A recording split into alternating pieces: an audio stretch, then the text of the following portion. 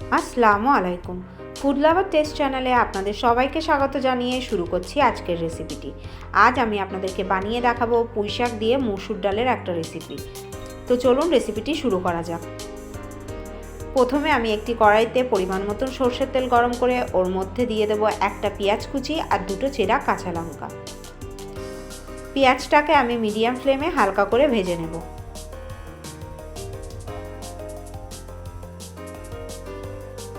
পেঁয়াজটা আমার ভাজা হয়ে গেছে, এবার আমি এর মধ্যে দেব আদা রসুন বাটা। সব কিছুকে একবার ভালো করে মিশিয়ে নেব। এবার আমি এখানে দেব স্বাদ মতন লবণ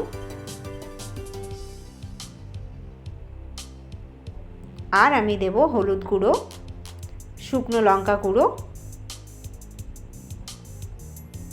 জিরে গুঁড়ো, ধনে গুঁড়ো।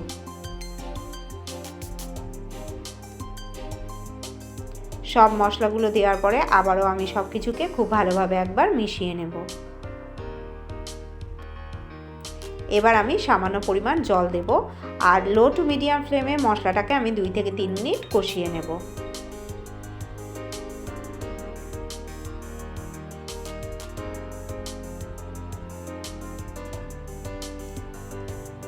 মশলাটা আমার খুব সুন্দর করে কষানো হয়ে গেছে, মশলা থেকে তেলও ছেড়ে দিয়েছে। এবার আমি এর মধ্যে দেব ধুয়ে রাখা মসুর ডাল আর টুকরো করে রাখা আলু। এখানে আমি ছোট এক বাটি মসুর ডাল নিয়েছি আর একটা আলু টুকরো করে কেটে নিয়েছি। আলু আর মসুর ডালটাকে মিডিয়াম ফ্লেমে আমি 3 থেকে 4 মিনিট কষিয়ে নেব।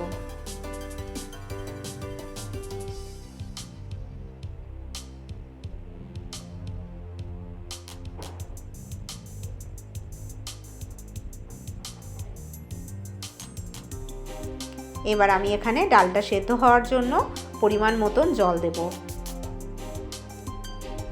ডালটাকে আমি 80% সেদ্ধ করে নেব। জলটা দেওয়ার পরে সব কিছুকে একবার ভালোভাবে মিশিয়ে নেব এবং ঢাকা চাপা দিয়ে দেব। তো এখন দেখতেই পাচ্ছেন ডালটা আমার 80% সেদ্ধ হয়ে গেছে। এবার আমি এর মধ্যে দেব কেটে রাখা পুঁইশাক। আচ্ছা, এখানে একটা কথা বলে রাখি, এখানে যে পুঁইশাকটা আপনারা ব্যবহার করবেন তো চেষ্টা করবেন পুঁইশাকের আগার দিকের ডাঁটাটা নেওয়ার জন্য। আগার দিকের ডাঁটাগুলো নরম থাকে, তো সেই জন্য এই রেসিপির ক্ষেত্রে আগার দিকের ডাঁটাগুলো আপনারা নেবেন। পুঁইশাক আর ডালটাকে আমি মিডিয়াম ফ্লেমে 3 থেকে 4 মিনিট আবারও একটু কষিয়ে নেব। পুঁইশাক থেকে অনেকটা জল ছেড়ে দিয়েছে, আবারও আমি এর মধ্যে কিছুটা পরিমাণ জল দেব পুরোপুরি পুঁইশাকটা সেদ্ধ হওয়ার জন্য।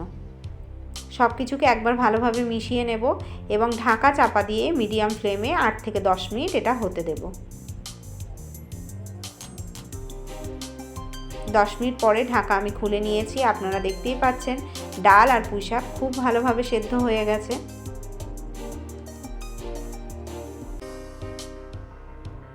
এবার আমি গ্যাসের ফ্লেমটা বন্ধ করে দেব।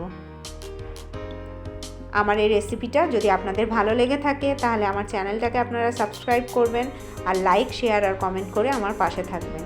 ভিডিওটা দেখার জন্য আপনাদের সবাইকে ধন্যবাদ।